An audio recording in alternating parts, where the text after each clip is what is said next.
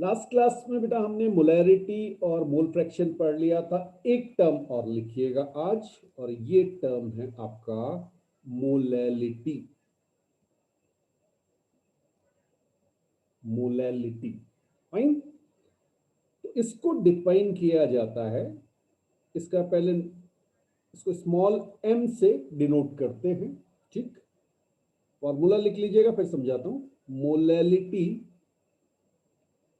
m जो है वो होती है number of moles of solute divided by weight of solvent in KG. ये है ठीक है, तो ये ध्यान रखिएगा। तो मोलैलिटी क्या हो गई? 1 kg, सिंपल लैंग्वेज में अगर कहें 1 kg सॉल्वेंट में जितने आपके मोल्स हैं, इसके सॉल्यूट के, तो 1 kg सॉल्वेंट में कितने मोल सॉल्यूट के हैं, इसी को आप कहते हैं मोलैलिटी। और मोलैरिटी क्या कहा था? 1 लीटर सॉल्यूशन में जितने मोल्स हैं सॉल्यूट के, ठीक है। तो कंफ्यूज मत होइएगा, दोनों अलग अलग चीज हैं। हाँ, अगर किसी की जबान लड़खड़ाती है, मोलैलिटी मोलैरिटी एक ही सा बोलता है, तब भी ये चीज समझ में आती है कि एक में वॉल्यूम ऑफ सॉल्यूशन है, वो भी लीटर में, और दूसरे में, हाँ जी, मास ऑफ सॉल्वेंट या वेट ऑफ सॉल्वेंट है केजी, ठीक है। ओके, क्वेश्चंस तो आगे करेंगे, इससे पहले एक छोटी सी चीज लिख लीजिए। चलिए इसको ऐसे लिख लेते हैं, फॉर्मूला अगर बनाना हो, इफ y ग्राम सॉल्यूट जिसका मोलर मास आपको m नॉट दिया गया, m नहीं लिया मैंने क्योंकि वो मोलैरिटी के लिए भी यूज होता है, ठीक है, m नॉट कर दिया मैंने। ओके, डिजॉल्व इन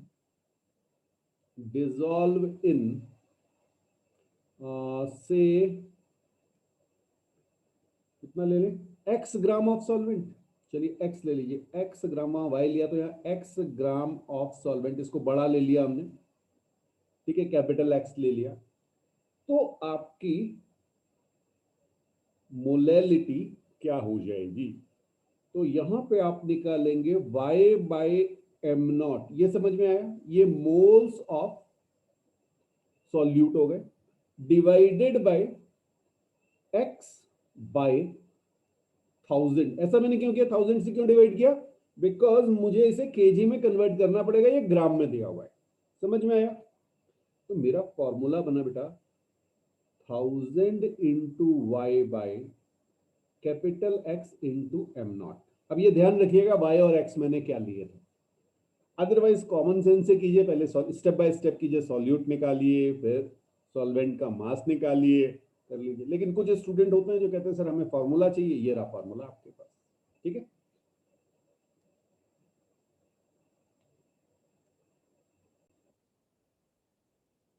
एक चीज और, अगर मैं आपसे पूछूं कि मोलैलिटी पे टेम्परेचर का क्या इफेक्ट पड़ेगा, टेम्परेचर्स इफेक्ट ऑन मोलैलिटी, क्या लगता है आपको? आप टेम्परेचर इंक्रीज या डिक्रीज कीजिए, मोलैलिटी है क्या? दो मास का रेशियो, सॉल्यूट और सॉल्वेंट। हाँ, एक मोल नंबर है, मोल पे तो कोई फर्क पड़ेगा नहीं, ठीक है, और मास पे भी कोई इफेक्ट नहीं पड़ना है, तो temperature effect of molality is zero कह सकते हैं, या नो इफेक्ट कह सकते हैं, इज निल, ठीक है। तो क्या कह सकते हैं?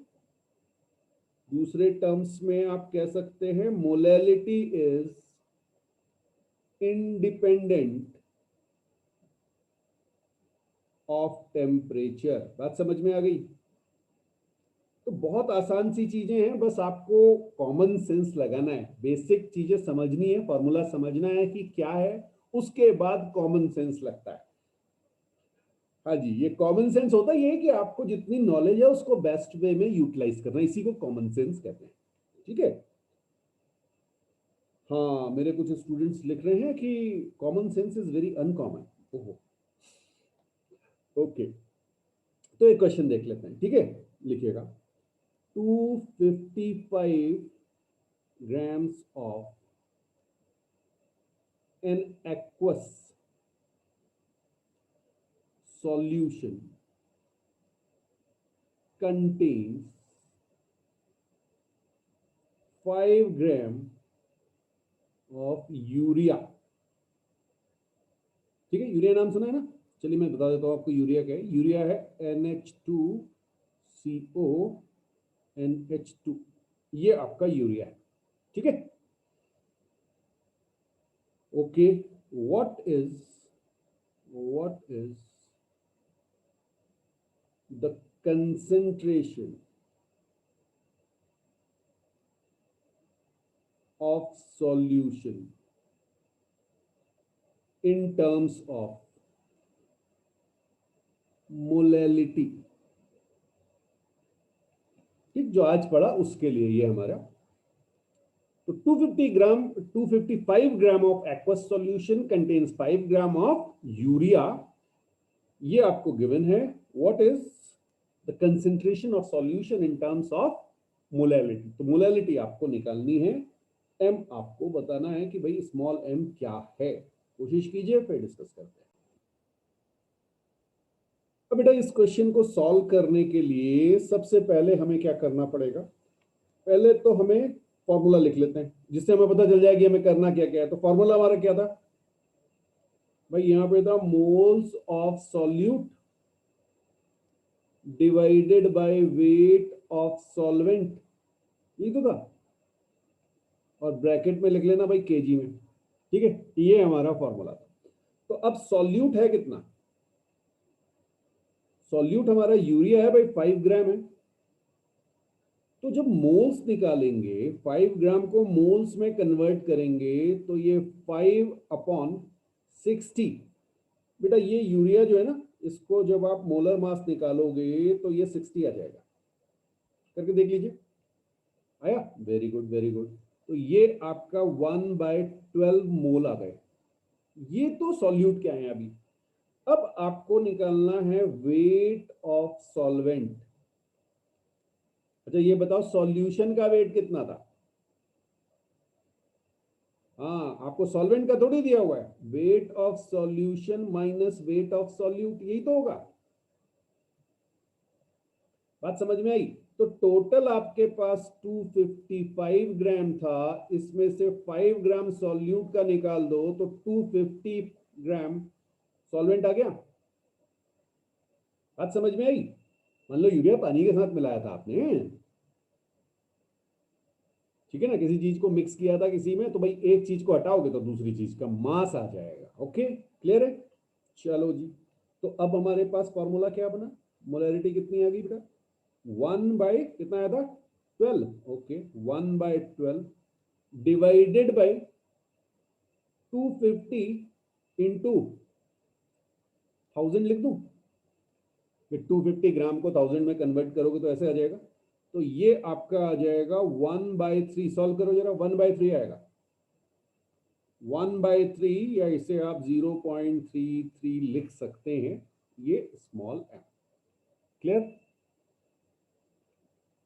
हाँ, तो इस तरह से आप इस क्वेश्चन को सॉल्व कर सकते हैं। बिल्कुल नोट कीजिए, इसे नोट कीजिए। देखिए स्टेप बाय स्टेप करेंगे तो मुश्किल नहीं। आप फॉर्मूला ढूंढेंगे, यार ये कहां से आया, उसको सोचिए ना। आपको क्वेश्चन में दिया होगा। अभी 2-3 तरह के क्वेश्चंस और कर रहे हैं, ठीक है। चलिए एक क्वेश्चन और देखते हैं, लिखिएगा। ये क्वेश्चन में थोड़ा सा मोलैरिटी के साथ करते हैं, लिखिएगा।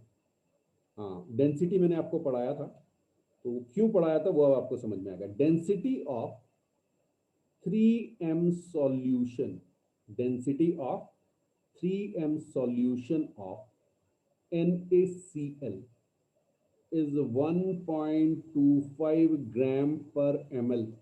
ये आपको दिया हुआ है, ठीक। Calculate molality. मोलैरिटी दी हुई है, आपको मोलैलिटी निकालनी है। Fine. 3m solution of NaCl, इसका मतलब क्या हुआ? 3m NaCl, इसका मतलब क्या हुआ? अगर ये आपने मुझे बता दिया तभी आप आगे बढ़ पाएंगे। तो m क्या था? ये NaCl। हाँ बिल्कुल सही बात, ये मोलैरिटी थी। तो आपने कहा 3 moles NaCl in 1 litre of solution. ये समझ में आया सबको? ओके, आप इसको ऐसे भी लिख सकते हैं 3 moles NaCl in 1000 ml of solution. बात एक ही है, ठीक है। अब यहां देखिए, आपको मोलैलिटी चाहिए तो आपको मास कैलकुलेट करना, किसका? सॉल्वेंट का। और आपको कुछ डेंसिटी दी हुई है। डेंसिटी क्यों दी है समझ में आ रहा है? क्योंकि आपके पास वॉल्यूम है तो आप मास कैलकुलेट कर लें। तो आप में से कोई मुझे बताएगा मास ऑफ सॉल्यूशन। ये थोड़ा सा ध्यान रखना, जल्दीबाजी मत करना, यहां गलती होती है। मास ऑफ सॉल्यूशन क्या आएगा? Mass is volume into density था। अरे बोल लो यार, वॉल्यूम इनटू डेंसिटी। और वॉल्यूम आपने कितना लिया हुआ है? वॉल्यूम आपको पता है? बिल्कुल सही बात। तो 1000 ml में ले रहा हूं क्योंकि मुझे डेंसिटी कितने में दी हुई है? 1.25 ग्राम पर ml। यूनिट का थोड़ा सा ध्यान रखिएगा, ठीक है। तो यहां से आपको ये मिल जाएगा, आपके पास जो मास ऑफ सॉल्यूशन है वो 1250 ग्राम है। मास ऑफ सॉल्यूशन 1250 ग्राम आ गया बेटा, ठीक है। अब देखो आपको क्या क्या पता है। आपको पता है मोल्स ऑफ सॉल्यूट कितने हैं? 3 है, बड़ी अच्छी बात है। आपने कहा 3 मोल्स हैं, बहुत बढ़िया। 3 मोल NaCl। आपको मास ऑफ सॉल्यूशन पता है, आपको निकालना है मास ऑफ सॉल्वेंट। कैसे निकालेंगे? मास ऑफ सॉल्वेंट, ये आपका हो जाएगा mass of solution. Mass of solution minus mass of solute. बात समझ में आई? चलिए, मास ऑफ सॉल्यूशन तो आपको पता है कितना है, 1250 था। अब बचा क्या? मास ऑफ सॉल्यूट कैसे निकालोगे? सॉल्यूट है कौन भाई? ये NaCl है। आपको पता है 3 मोल है, 1 मोल का मास कितना? Molar mass. और ये कितना हो जाएगा? NaCl है 23 और 35.5 ऐड कर लो, कितना आ गया? 58.5 आ रहा है क्या? ओके, तो मास ऑफ सॉल्यूट इज 3 इंटू 58.5, ये आपका आ जाएगा इतने ग्राम। कितनों को बात समझ में आ गई? यहां मुझे डायरेक्टली मास ऑफ सॉल्वेंट नहीं दिया था, पहले मैंने मास ऑफ सॉल्यूशन निकाला और उसमें से सॉल्यूट मुझे पता था 3 मोल है तो उनका मास पता चल गया, तो मैंने ये कैलकुलेट कर लिया। अब क्या आ जाएगा? 1250 माइनस, इसको देखिए कितना आ रहा है? ये 150, 124, 175.5 आ रहा है क्या? चेक कर लो बेटा, चेक कर लो। तो ये आपका 1074.5 कुछ ऐसा आ रहा होगा। वेरी गुड, वेरी गुड, बिल्कुल सही निकाला आपने। देखिए आने लग गया आपके आंसर। अब भाई बता दो मेरी मोलैलिटी कितनी आ गई? मोलैलिटी आ गई 3/1074.5 इंटू 1000। 1000 क्यों किया? ग्राम को ये ग्राम में था, केजी में कन्वर्ट करने का, ठीक है। ओके, एक्चुअली मैंने उसको डिवाइड किया था, वो तो फॉर्मूले में ऊपर आ गया ना। बस इसको सॉल्व कर लीजिए। तो ये आपका 3 से थोड़ा कम आना चाहिए, तो ये 2.8 के आसपास आएगा, ठीक है। हाँ एग्जैक्ट, अच्छा आप कह रहे हैं 2.79। ओके ओके, मैंने तो रफली कैलकुलेट किया था 2.79। चेक कर लीजिएगा इसको, तो आपकी मोलैलिटी आ जाएगी, आपकी मोलैरिटी 2.79 आ जाएगी। क्वेश्चन है find molarity and molality of 5.85% weight by weight NaCl solution given density of solution is 1.2 ग्राम पर मोल। ठीक है, आपको मोलैरिटी फाइंड आउट करनी है, मोलैलिटी फाइंड आउट करनी है, और वेट बाय वेट दिया हुआ है। वेट बाय वेट आपको पता है, हाँ ये डेफिनेशन आपको पता थी कि किसका वेट बाय किसका वेट है। तो सॉल्यूट और सॉल्वेंट आप वहां से पता करेंगे। एक बार कोशिश कीजिए, नहीं तो फिर डिस्कस करते हैं। अब बेटा यहां पर आपको, आप देखें कि आपको 5.85% वेट बाय वेट दिया हुआ है। इसका मतलब क्या हो गया, 5.85 gram solute in 100 gram of solution, यही तो हुआ। ठीक है, तो आप चाहें तो यहां से वेट ऑफ सॉल्वेंट भी कैलकुलेट कर लीजिए, क्योंकि बाद में जरूरत पड़ेगी, हमें मोलैलिटी भी निकालनी है। तो वो हमारा आ जाएगा 100 ग्राम माइनस 5.85 ग्राम। ओके, ये आपका कितना आ गया, 94.15 आया क्या, चेक करो, 94.15 ग्राम। मुझे तो ऐसा लग रहा है कि ऐसा कुछ आ रहा है। ओके, हाँ बिल्कुल सही आया है, जिनका भी आया है, किसी ने आंसर भेजा मुझे, बिल्कुल ठीक भेजा बेटा, वेरी गुड। अच्छा, अब आप देखेंगे moles of solute. Moles of solute भी चाहिए, तो मोल्स ऑफ सॉल्यूट कैलकुलेट कर लेते हैं। तो ये मेरा हो जाएगा बेटा 5.85 NaCl है, NaCl का मोलर मास 58.5 होगा, तो ये 1/10 आ गया, 1/10 मोल आया, ये आया, चेक करो, 1/10 मोल आ गया। ओके वेरी गुड, मोल आया, बिल्कुल सही आपने कहा। लेकिन अभी कहानी खत्म नहीं हुई भाई, ये मोल है। अब ये बताओ मुझे कि ये वॉल्यूम कितना हुआ, volume of solution, volume of solution आपको क्या पता है, सॉल्यूशन का क्या पता है आपको, डेंसिटी। डेंसिटी और मास। हाँ। भाई ये मास पता ना, आपने 100 ग्राम एज्यूम किया ना, तो आपको पता है कि मेरे पास 100 ग्राम है। ठीक, तो क्या हो जाएगा, volume is mass upon density.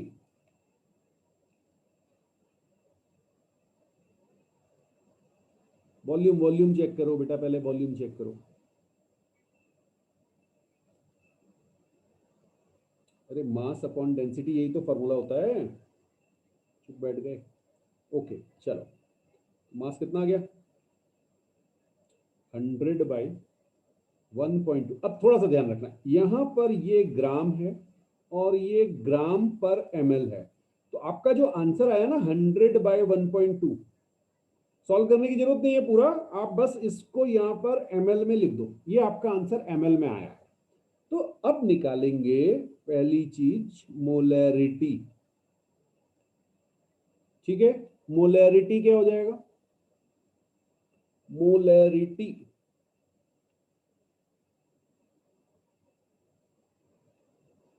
बोलो, मोल्स ऑफ सॉल्यूट लिख देता हूं, चलो, moles of solute by volume of solution, यहां पे क्या था, इन लीटर।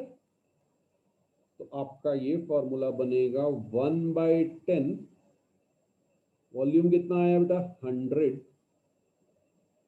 ऊपर जाएगा 1.2 इंटू 1000, ऐसा आएगा कुछ, इतना m आएगा। तो ये 1.2 m आया बेटा। मोलैरिटी जो आएगी वो 1.2 m आएगी, किसी ने भेजा था मुझे 1.2 m। ठीक है, जल्दीबाजी नहीं करनी, जल्दीबाजी में तो सब गड़बड़ हो जाएगा। ओके, ये तो मोलैरिटी आ गई। अब दूसरी वाली जो थी मोलैलिटी, ओके वो भी देखते हैं, मोलैलिटी क्या थी भाई, मोलैलिटी का फॉर्मूला था moles of solute divided by weight of solvent in KG. हाँ, ग्राम में मत कर देना, नहीं तो यहाँ गलतियां होती हैं, वो मैं आपको इसीलिए पूरा पूरा सॉल्व करके दिखा रहा हूं बेटा। मोल्स कितने थे? 1/10 थे। और कितना आया था? 94.15 ग्राम आया था। इसको केजी में करोगे तो इनटू 1000 यहाँ करना पड़ेगा। बात समझ में आ रही है? तो ये आपका आ जाएगा 100/94.15, ऐसा कुछ आएगा, स्मॉल m। या आप इसे कह सकते हैं 1.06 स्मॉल m। मोलैलिटी आपकी आई है। ध्यान रखना, क्या ढूंढना है? सॉल्वेंट। ये नहीं कि आपने जो है सॉल्यूशन का 100 ग्राम डाल दिया, ये नहीं करना, गलती यहीं पे होती है। तो आपको फॉर्मूले में ध्यान रखना है कि मुझे क्या चीज कैलकुलेट करनी है। जल्दीबाजी में आप सॉल्यूशन सॉल्वेंट सब एक कर देते हो और सब हलवा बनाओगे तो फिर तो आंसर गलत आ जाएगा। ऊपर वाला क्वेश्चन दिया, इसके एक फॉर्मूले के टर्म्स में इसको हम लिख लेते हैं। यहां लिखिएगा, if x% weight by weight is given, ठीक है, and density of solution D, molar mass of solute M, ठीक है। हाँ, आप मोलर मास कह सकते हैं, मॉलिक्यूलर वेट भी कह सकते हैं, बात एक ही है, ठीक है। ओके, तो यहां पर मोलैरिटी का फॉर्मूला लिख लीजिए। मोलैरिटी, मोलैरिटी आपकी हो जाती है बेटा 10x/D/m।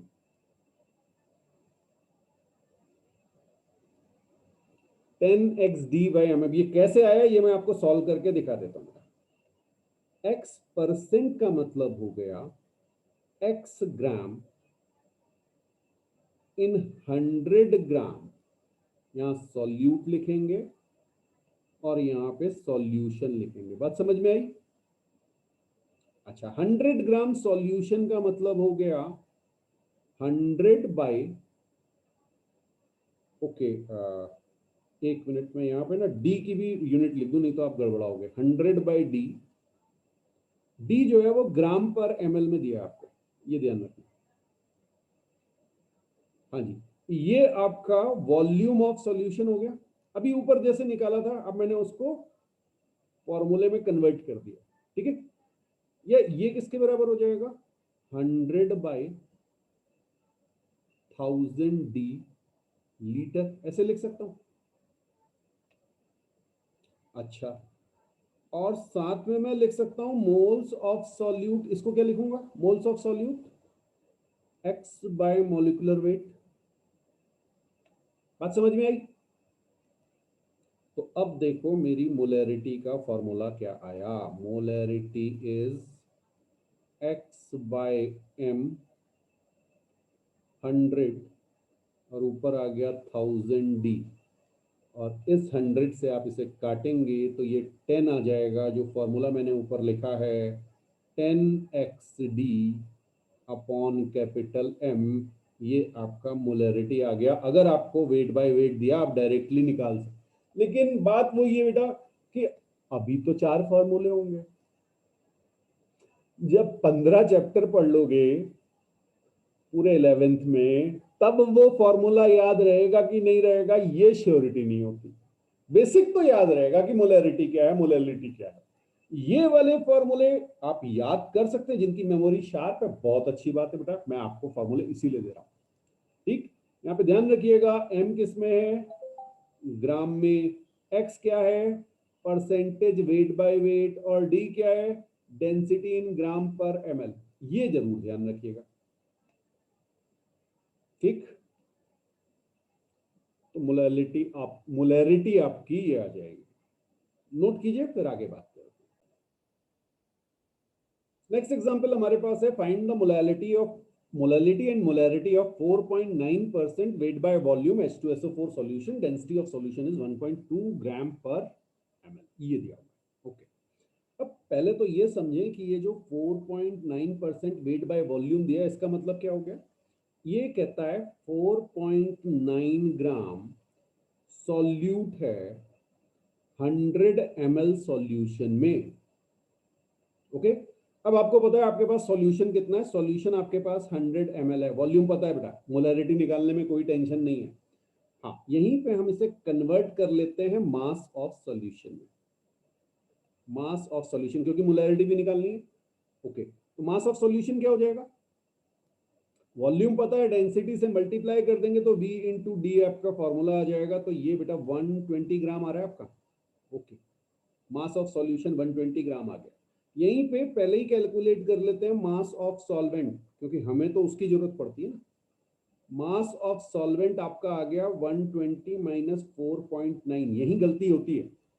ठीक, तो ये आपका कितना आ गया? 115.1 ग्राम। चेक कर लेना, कैलकुलेशन देखो, 115.1 ग्राम। ओके, चलिए अब क्या करना है? ये भाई ग्राम सॉल्यूट है, इससे हमें मिल जाएंगे मोल्स ऑफ सॉल्यूट। तो मोल्स ऑफ सॉल्यूट कैलकुलेट कर लेते हैं, कितने आ गए? 4.9 है क्या? H2SO4, H2SO4 98, तो बेटा मेरे पास 1/20 मोल्स आ गए। बात समझ में आई? अभी मोलैरिटी भी नहीं निकली और मोलैलिटी भी नहीं निकली, लेकिन बहुत आसान है, अब कुछ बचा नहीं ज्यादा। तो अब आ जाते हैं पहले मोलैरिटी निकालने पे। मोलैरिटी कैसे निकलेगी? ठीक है, 1/20 मास ऑफ सॉल्यूट, ओ moles of solute divided by volume in litre. तो 100 ml था, यहाँ पे 1000 कर दूं। सॉल्व करेंगे, 100 से ये जाएगा, ये गायब हो जाएगा, 0 से 0, ये 1/2m आ गया बेटा, या इसको आप 0.5m कह सकते हैं। ये आपकी मोलैरिटी आई। बात समझ में आई? चलिए, अच्छा मोलैलिटी देख ले, मोलैलिटी कितनी आएगी? मोलैलिटी आपकी आ जाएगी moles of solute divided by mass of solvent in KG. तो 115.1 ग्राम आया था, यहां पे 1000 कर देंगे। ठीक है, ओके, तो ये आपका हो गया 50 बाय, देखो ना ये 50 कट जाएगा, इतना तो मुझे साफ साफ दिख रहा है, 115.1, तो ये आपका 1144.4, 0.44 या 43 के बीच में आना चाहिए। मैं अभी इतना लिख दे रहा हूँ, आप एग्जैक्ट कैलकुलेट करके देख लीजिएगा। 0.43 के आसपास आना चाहिए, जो रफली मुझे लग रहा है। ठीक है, तो नेक्स्ट एग्जांपल जो है हमारा, उसमें how many ml of H2O should be added in 300 ml of 0.12 m H2SO4 to obtain a solution having molarity of 0.05 m। ठीक, तो अब आपको पता है, आपके पास एक फॉर्मूला हमने आपको दिया था, मिलीमोल्स, याद है? Millimoles is equal to m1v1, ऐसा कहा था। और कहा था भाई अगर आप इसे डाइल्यूट करते हैं तो मोल्स चेंज नहीं होते, ये M2V2, आप पानी डाल रहे हो ना, तो पानी डालने से H2SO4 के मोल्स थोड़ी चेंज हो जाने। ठीक, तो डाइल्यूशन में ये कॉन्सेप्ट लगता है। तो अब देखिए, शुरुआत में आपके पास M1 कितनी थी? 0.12, लेट्स से, अच्छा वॉल्यूम तो गिवन है, मल्टीप्लाइड बाय 300 ml, यहां पे लिख दे रहा हूं। कितने मोल्स मेरे, मिलीमोल्स मेरे पास थे? 0.12 इंटू 300 ml, ये समझ में आया? M1V1 मिलीमोल्स मेरे पास थे, मतलब मोल्स इंटू 1000 कर दो ना यार, मिलीमोल्स का मतलब ये हो गया। ठीक है, अच्छा M2V2 क्या हो जाएगा? अब मैंने क्या किया, मुझे M2 तो चाहिए 0.05, लेकिन मेरा वॉल्यूम क्या हो गया?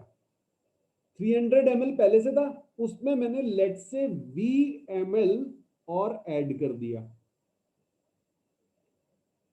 ठीक है, ये मेरा एडेड है, एडेड H2O। बात समझ में आई? बस अब इसे आपको सॉल्व करना है, तो सॉल्व करेंगे तो क्या हो जाएगा? 12 into 3 is equal to 5/100 300 plus v, कुछ ऐसा आ रहा है, देखें जरा।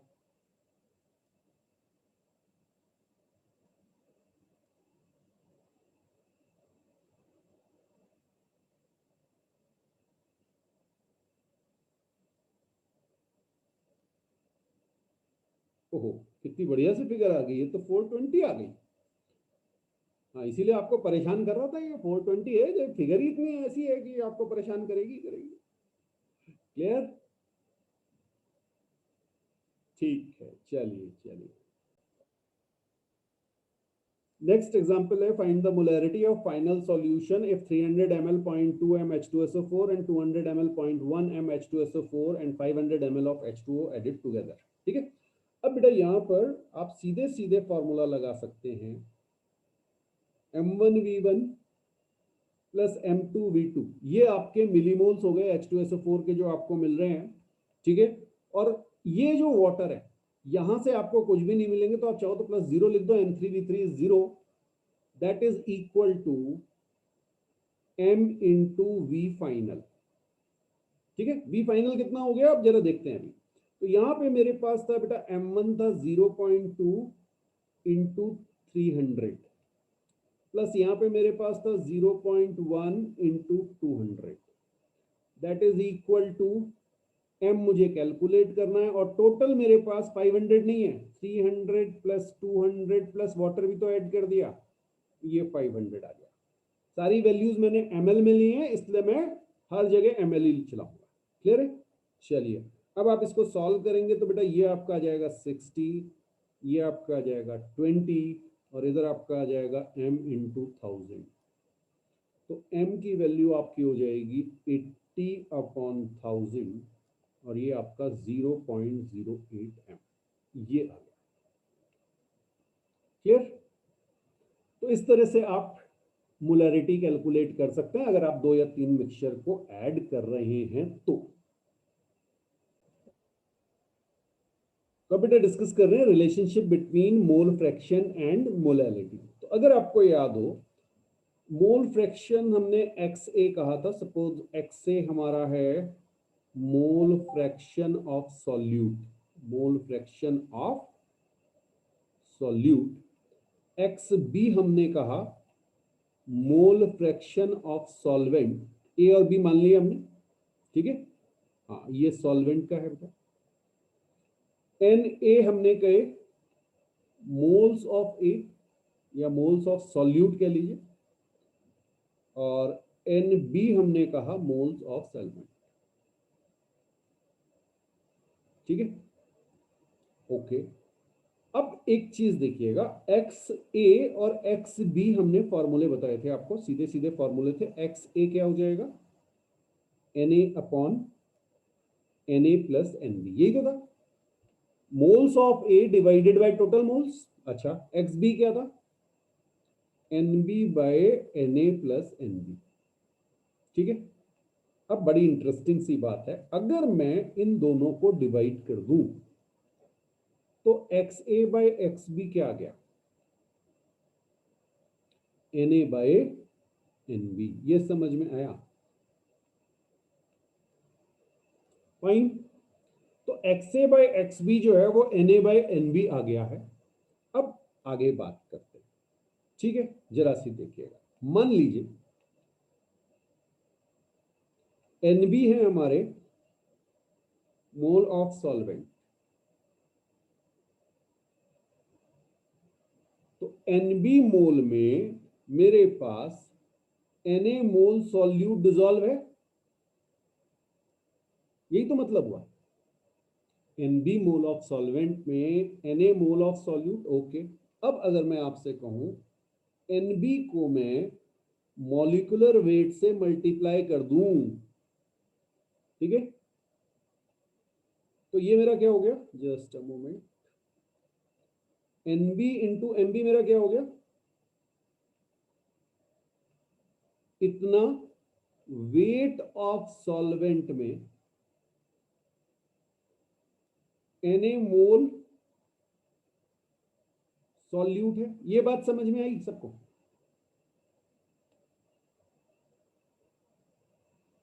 अच्छा जी। अच्छा, हमारा फॉर्मूला क्या था भाई मोलैलिटी का? मोलैलिटी क्या थी? हाँ, मोल ऑफ सॉल्यूट, बिल्कुल सही, अपॉन वेट ऑफ सॉल्वेंट। हाँ, ये ध्यान रखना इन केजी था। ठीक है जी, क्लियर है ये सबको? तो अब यहां से अगर मैं देखूं तो मैं इन वैल्यूज को डाल रहा हूं। मोल ऑफ सॉल्यूट कितने हैं? Na, ये कितना है बेटा? Nb into Mb। अब Mb ध्यान रखिएगा, ये क्या है? ये है मॉलिक्यूलर वेट या मोलर मास, जो भी आप कह रहे हैं, मॉलिक्यूलर वेट ऑफ सॉल्वेंट है। बी हमने सॉल्वेंट कहा था, ठीक है। और इनटू 1000। ये 1000 क्यों आया? क्योंकि मैंने ग्राम को केजी में कन्वर्ट किया। ओके, तो अब मेरा फॉर्मूला क्या बना? मोलैलिटी। इस पे बहुत क्वेश्चन आते हैं बेटा, कंपटीशन में तो बहुत मिलते हैं। ये आपका सीधे सीधे आ जाता है Na into 1000 by Nb into Mb। एक तो ये फॉर्मूला आ गया अगर आपको नंबर ऑफ मोल्स दिए हुए हैं। या दूसरा फॉर्मूला आपका बना, अभी अभी हमने ऊपर आपको बताया था, Na बाय Nb को मैं क्या लिख सकता हूं? XA by XB into 1000 by MB। तो ये फॉर्मूले बेस क्वेश्चन आपको मिल सकते हैं, बहुत बढ़िया क्वेश्चन बनते हैं इस पे, सिंपल होते हैं और आप बड़ी जल्दी से इन्हें कैलकुलेट भी कर सकते हैं। बिल्कुल इन्हें नोट कीजिए, ठीक है। ये दो फॉर्मूले आपके बहुत काम आने वाले हैं। और एक छोटा सा जल्दी से एक एग्जांपल भी इस पे बेस कर लेते हैं, जिससे आपको समझ में आएगी इसको यूज कैसे करना है। हो सकता है अभी आपको ये चीजें आपने ना पढ़ी हो, इसलिए परेशान मत होइएगा। जैसे आपसे कहा जाए mole fraction of I2 in benzene. Benzene नाम सुना है? नाम तो सुना ही होगा, 10th में भी आ जाता है यूज तो। Is 0.1। Find molality of solution. ठीक है, हाँ, mole fraction of I2 in benzene is 0.1। तो इसका मतलब सॉल्यूट कौन है? सॉल्यूट कौन है? I2 है, ठीक है। अब बेंजीन आपको बता दूं C6H6 होता है बेटा। Benzene benzene is C6H6। बाकी बातें सब बाद में करेंगे, अभी सिर्फ ये याद कर लो। तो C6H6 अगर है तो इसका मॉलिक्यूलर वेट कितना आएगा? 78। 12 6 72 प्लस 6, वेरी गुड, ठीक है। अब सीधे सीधे फॉर्मूला रखेंगे, हमें कैलकुलेट करना है मोलैलिटी। तो मोलैलिटी क्या आ जाएगा बेटा? XA upon XB into 1000 by MB। MB हमें मिल चुका है, ये रहा MB हमारे पास। XA सॉल्यूट का मोल फ्रैक्शन दिया हुआ बेटा 0.1। कोई मुझे बताएगा XB कितना होगा? हाँ, ये लास्ट टाइम मैंने आपको कराया था, बिल्कुल। XA plus XB is equal to हमेशा 1 आएगा बेटा। सॉल्यूट और सॉल्वेंट को अगर ऐड करेंगे, फ्रैक्शन है ना, तो फ्रैक्शन तो फुल 1 आ जाता है। तो अब अगर आप XB को कैलकुलेट करेंगे तो XB आपका 0.9 आ जाएगा, ठीक है। बस इसको आप सीधे यहां रख दीजिए, ये आपका जाएगा 0.1 डिवाइडेड बाय 0.9 इंटू 1000 अपॉन 78। ये आपकी मोलैलिटी आ जाएगी। फिर सॉल्व करेंगे, चलिए देख लीजिए कितना आ रहा है। 78 इंटू 9 7 1.4 के आसपास आना चाहिए। कितना कह रहे हैं आप? ओके, 1.425 बोल रहे हैं। ओके, फाइन फाइन, 1.425 कैलकुलेट कर लीजिएगा बेटा। कोई डिफरेंट आ रहा हो तो मुझे बता दीजिए। ये किसी ने मुझे बताया 1.425 आ रहा है, बिल्कुल सही। हाँ, 1.4 तो लग ही रहा है मेरे को, कैलकुलेट रफली भी देख रहा हूँ तब भी वो 1.4 तो आ ही रहा है।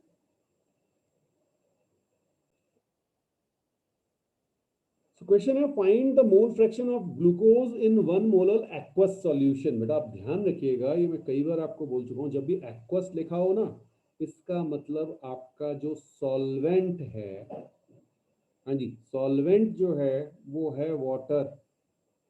तो मॉलिक्यूलर वेट ऑफ बी जो आपका आएगा वो 18 लेंगे आप, ये ध्यान रखिएगा, ठीक है।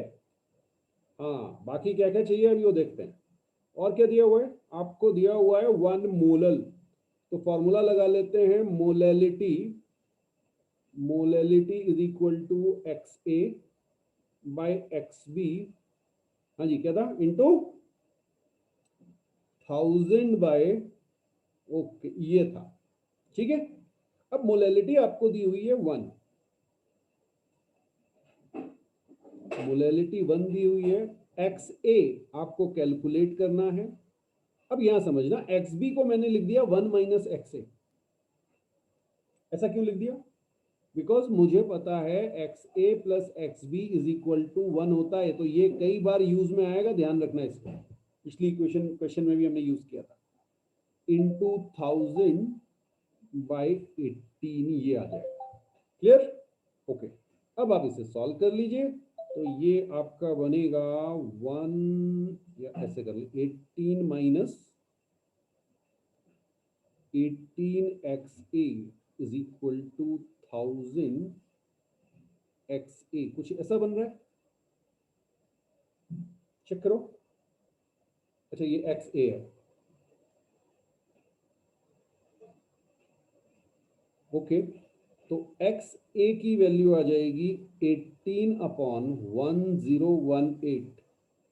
हाँ, ये आपका वेरी क्लोज टू 0.018 ही आएगा बेटा, थोड़ा सा कम होगा इससे, बट हाँ 0.018, या आप इसे बिल्कुल कह सकते हैं ये दिस इज ऑलमोस्ट 0.02। अगर डेसिमल के 2 पॉइंट तक दिया है तो ये लिख सकते हैं आप, ठीक है।